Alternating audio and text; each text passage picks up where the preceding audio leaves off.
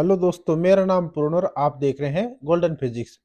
तो आज जो ये यूनिट चल रही थी, इसका एक टॉपिक और है, ये लास्ट का, कि the law of conservation of angular momentum, यानी कोणीय संवेग संरक्षण नियम।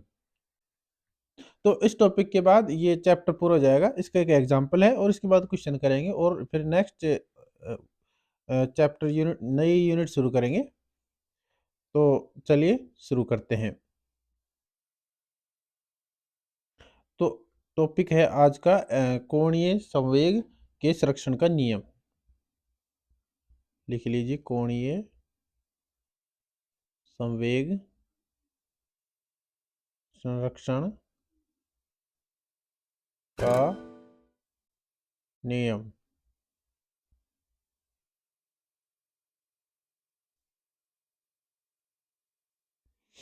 तो देखिए, मैंने क्या बताया था आपको कि कोई भी कण है, उस पे कोई बल आघूर्ण लग रहा है, तो बल आघूर्ण और जो उसका कोणीय संवेग होता है, उसमें किस प्रकार रिलेशन होता है, हमने ये पढ़ा था। तो वो था टो बराबर D G upon D T. तो हम लिख सकते हैं कि किसी कण पर बाह्य बल आघूर्ण कार्यरत हो तो, किसी, आज क्लास बोर्ड पे नहीं हुई, अब आगे से क्लास बोर्ड पे होंगी, ये कुछ दिक्कत चल रही थी इसलिए। तो लिखिए, किसी कण पर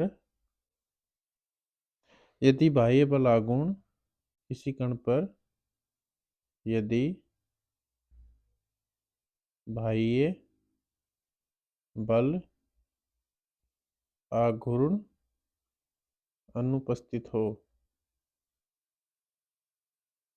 अनुपस्थित हो, अनुपस्थित होगा तो हम क्या लिख सकते हैं, हम लिख सकते हैं कि टो बराबर क्या होगा, ये होगा D J upon D T. ये होगा D J upon D T. अब हमने क्या कि ये जो तो एक्सटर्नल लग रहा है, बाह्य बल लग रहा है, बाह्य वो लग रहा है टॉर्क, उसका मान जीरो हो, इसका मान जीरो हो, तो क्या होगा, ये हो जाएगा, हम लिख सकते हैं if tau external is zero then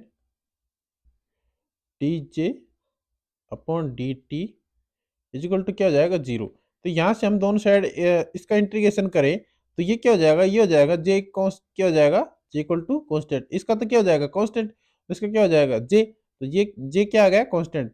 J constant का मतलब क्या है, इसका मतलब ये है, इसकी यदि टॉर्क यानी बल आघूर्ण जीरो हो तो उसका कोणीय संवेग संरक्षित रहता है। तो कोणीय संवेग संरक्षण नियम यही है। तो हम इसमें लिख सकते हैं कि बाह्य बल आघूर्ण की उपस्थिति में कोणीय संवेग संरक्षित रहता है।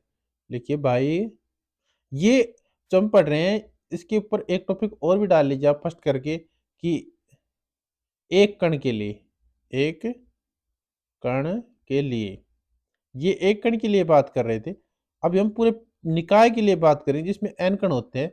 तो लिखिए, यदि बाह्य बल आघूर्ण, यदि बाह्य बल आघूर्ण अनुपस्थित हो,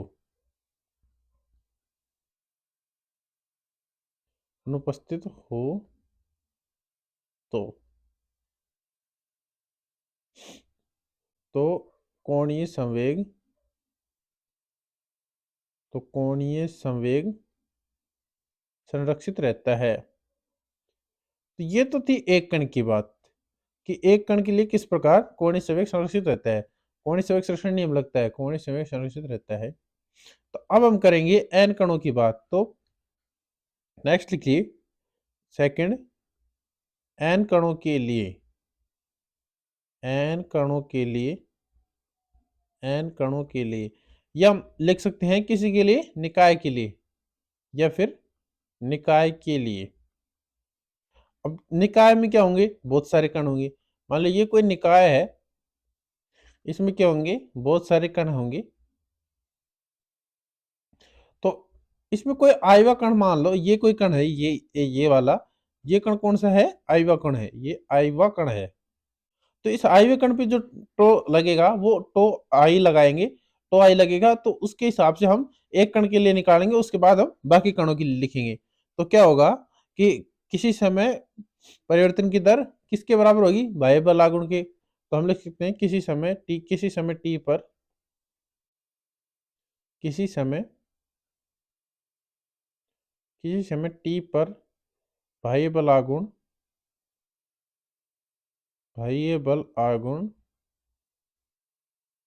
कोणीय संवेग में परिवर्तन की दर के बराबर होगा। ये हमने पहले पढ़ लिया। कोणीय संवेग कोणीय संवेग के परिवर्तन की दर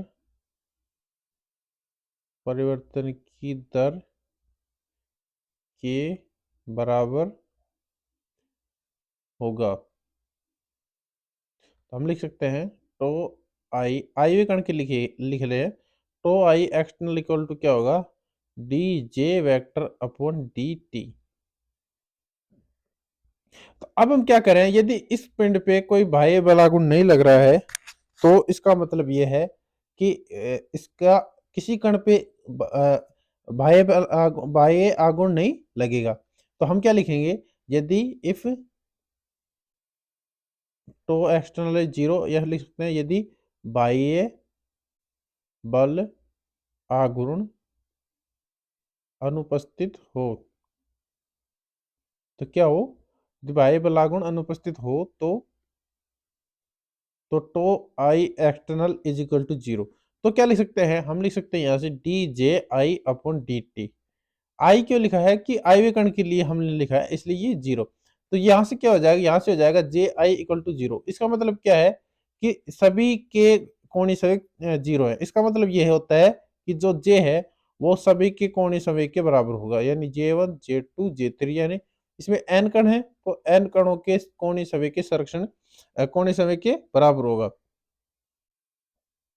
तो हम ये इससे लिख सकते हैं, इस रिलेशन से ये लिख सकते हैं एक कणों के निकाय के लिए। तो हम लिख सकते हैं कि इसका आगे लिखिए, यदि बाह्य बल आघूर्ण अनुपस्थित हो तो इसमें कोणीय संवेग संरक्षण लागू होता है। यदि निकाय पर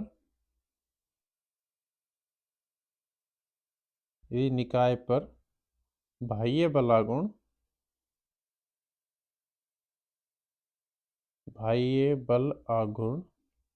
अनुपस्थित हो तो कोणीय संवेग संरक्षित रहता है। तो ये तो था कोणीय संवेग संरक्षण का नियम। अब हम ये पढ़ेंगे कोणीय संवेग संरक्षण नियम के एग्जाम्पल क्या है, उदाहरण क्या है। तो ये टॉपिक भी डाल लीजिए कि कोणीय संवेग संरक्षण नियम के उदाहरण या एग्जाम्पल।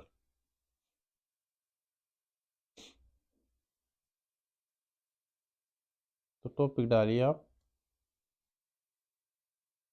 ये सब टॉपिक है इसका, कोणीय संवेग संरक्षण नियम पर कुछ उदाहरण लेते हैं। कुछ का एक ही ले लेते हैं, फिर बाकी तो और आपको शॉर्ट वीडियो में बता देंगे आपको।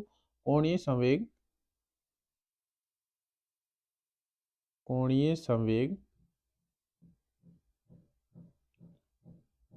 संरक्षण नियम पर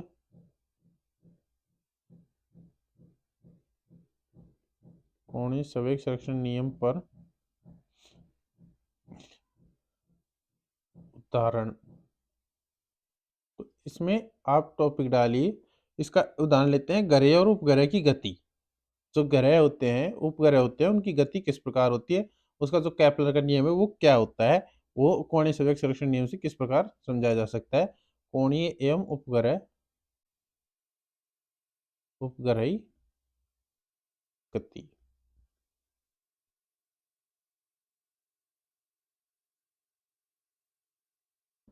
तो देखिए, मान ले कि ये कोई किसी का ग्रह का ऑर्बिट है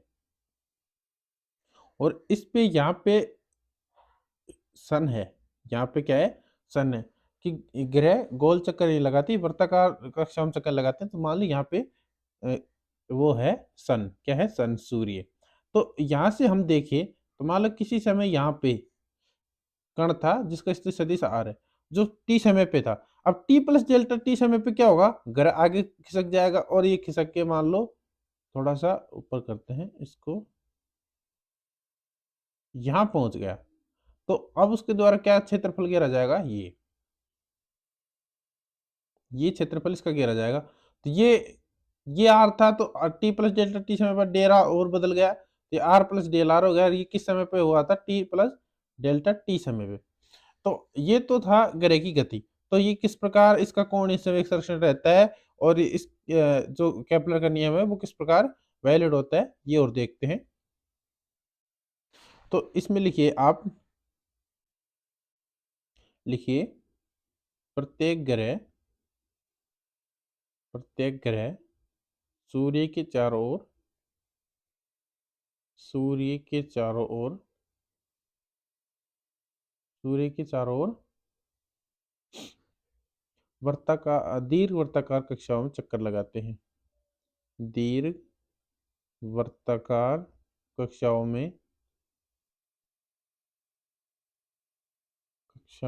चक्कर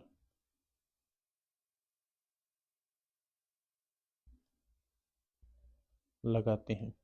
अब देखिए ये चक्कर लगाते हैं तो इनको कौन रोकता है? इनको रोकता है गुरुत्वाकर्षण बल। गुरुत्वाकर्षण बल के कारण ये एक दूसरे की ओर खींचे रहते हैं, और गुरुत्वाकर्षण बल की कहानी ये चक्कर लगाते हैं।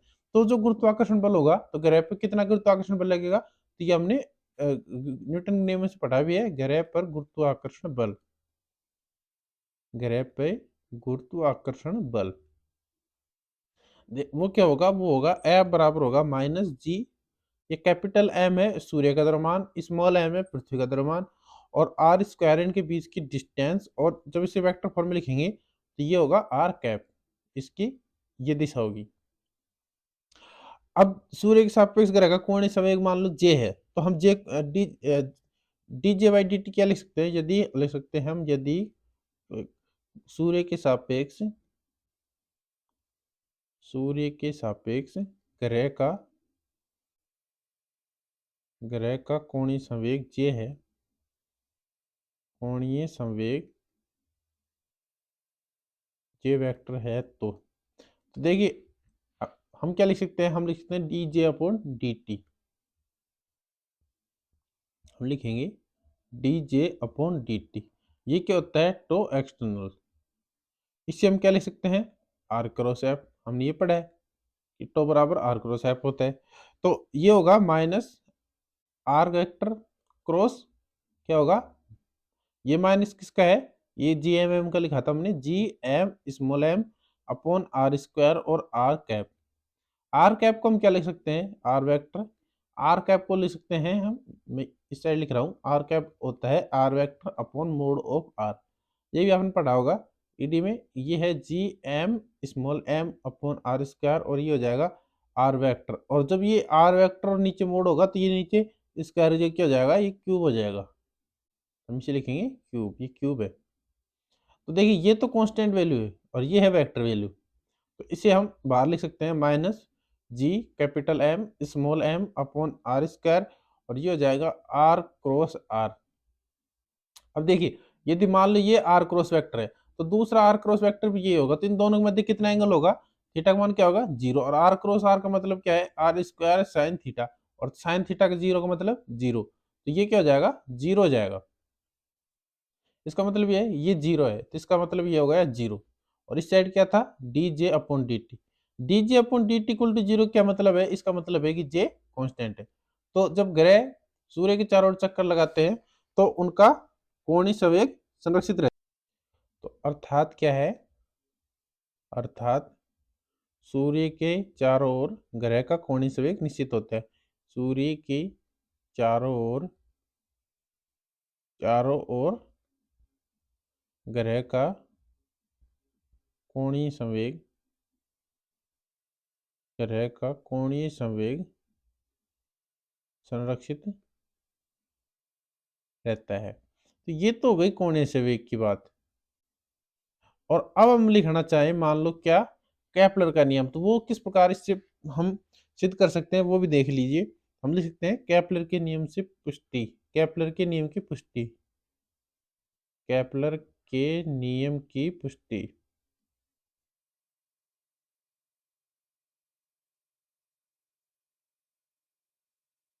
देखिए केपलर का नियम क्या था कि सूर्य और ग्रह को मिलाने वाली जो रेखा होती है वो समान समय में समान क्षेत्रफल तय करती है। ये होता है, ये मान लो सूर्य है, तो जो ये समय है, ये जो क्षेत्रफल आया है, ये जो क्षेत्रफल होता है ये वाला, ये क्षेत्रफल है वो जो t प्लस डेल्टा टी समय में चला तय किया गया था। यदि इस साइड भी हो तो उतने ही समय में ये मान लो ये भी डेल्टा टी समय में चला गया क्षेत्रफल है और वो भी डेल्टा टी समय में चला गया क्षेत्रफल है। लेकिन जो डेल्टा टी समय में चला गया क्षेत्रफल होता है वो क्या होता है, क्षेत्रफल बराबर होता है। तो यानी ये क्षेत्रफल और इस सन के इस साइड वाला क्षेत्रफल, ये दोनों क्षेत्रफल क्या होंगे, बर बराबर। तो मान लो ये इसका आर वेक्टर है और ये टी प्लस डेल्टा टी समय पश्चात यहाँ पहुंच गया और इसका ये वेक्टर होगा वो होगा आर प्लस डेल आर। तो इसके लिए हम लिख सकते हैं सूर्य तथा ग्रह को, ये सूर्य है और ये क्या है, ये ग्रह है, ये है प्लेनेट। तो सूर्य तथा ग्रह को मिलाने वाली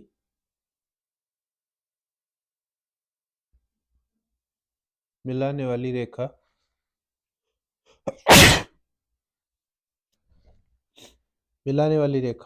सॉरी, समान समांतरालों में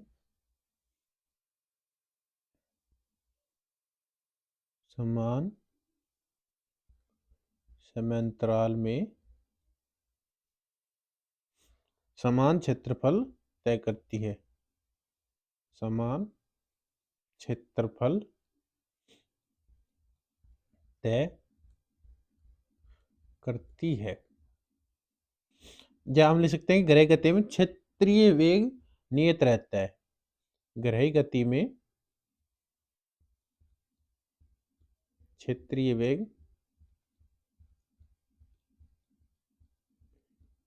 नियत रहता है। तो देखिए हम इसे किस प्रकार कर सकते हैं। तो मान लो ये कोई त्रिभुज है, ये किस प्रकार होगा, ये इस प्रकार है, ये इस प्रकार दिखाई देगा हमें, एक मिनट, ये इस प्रकार होगा, ये है आर, ये है आर प्लस डेल आर और ये टी समय में पहुंचा है इसके डेल्टा टी समय, ये है एस और ये है प्लेनेट जो यहाँ पे पी डैश स्थिति पे पहुंच गया, पी से पी डैश पहुंच गया। तो हम इसे त्रिभुज मान सकते हैं और त्रिभुज का क्षेत्रफल क्या होगा, डेल ए मान लिया, वो क्या होगा 1/2 आधार,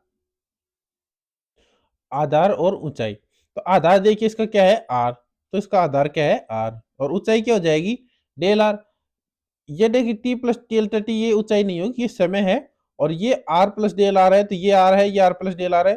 त्रिभुज के सदिश नियम से हम क्या लिख सकते हैं, ये क्या होगी डेल आर, हम इसे ऐसे इस प्रकार लिख सकते हैं आर प्लस डेल आर और ये मान लो एम है, तो एम क्या, एम का मान क्या आ जाएगा, आर से आर कैंसिल हो जाएगा, एम का मान क्या आ जाएगा डेल एम। तो ये इस प्रकार है, इसको तो जान देते हैं।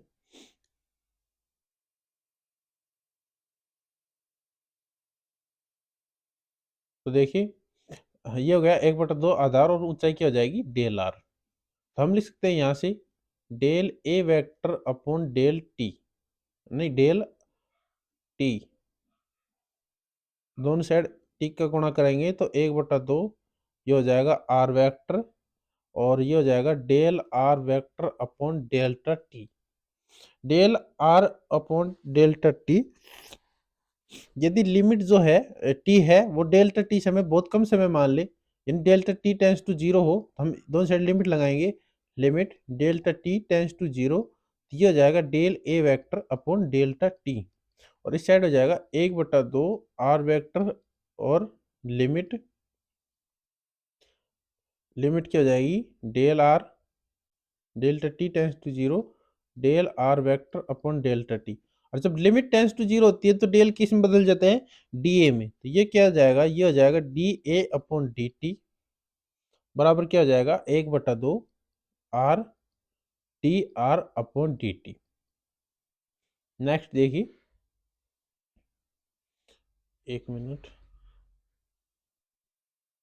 तो नेक्स्ट देखिए आप, ये था, एक मिनट, पेन चला गया, तो ये तो था आर क्रॉस आर। तो नेक्स्ट देखिए आप,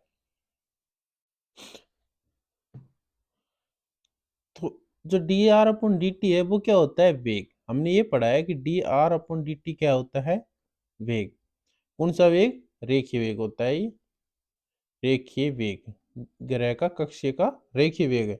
इसके बाद हम क्या लिख सकते हैं, जो D A upon D T था, ये डी अपॉन डी टी है, उसे क्या लिख सकते हैं, 1/2 आर क्रॉस, देखिए आर क्रॉस क्या होगा, D R upon D T, क्या लिखेंगे, वी। तो यह क्या हो जाएगा, वी वी, ये हो जाएगा वी वेक्टर।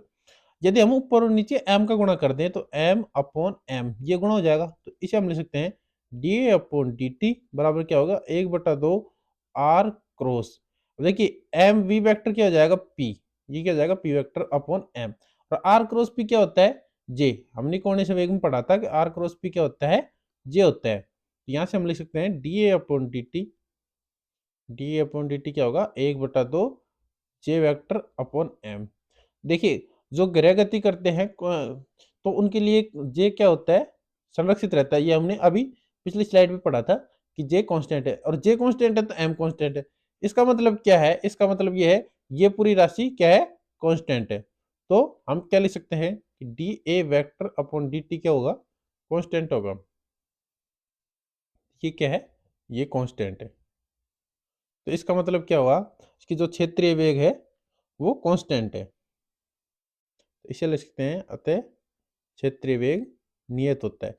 हमने यही थ्योरम में पढ़ा था कि क्षेत्रीय वेग नियत तय समान समय समान क्षेत्रफल तय करता है। तो क्षेत्रीय वेग नियत होता है, क्षेत्रीय वेग नियत है,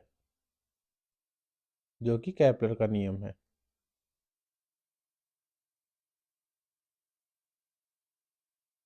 जो कि केपलर का नियम है। तो ये तो था क्या कि कोणीय संवेग संरक्षण और जो ग्रह होते हैं उनमें कोणीय संवेग संरक्षण किस प्रकार होता है और किस प्रकार उसमें केपलर का नियम वैलिड होता है। तो हमने ये पढ़ा था। इसके बाद ये यूनिट लगभग पूरी हो गई है, इसके क्वेश्चन और करेंगे, उसके बाद नेक्स्ट पढ़ेंगे। तो चलिए मिलते हैं कल। Okay bye.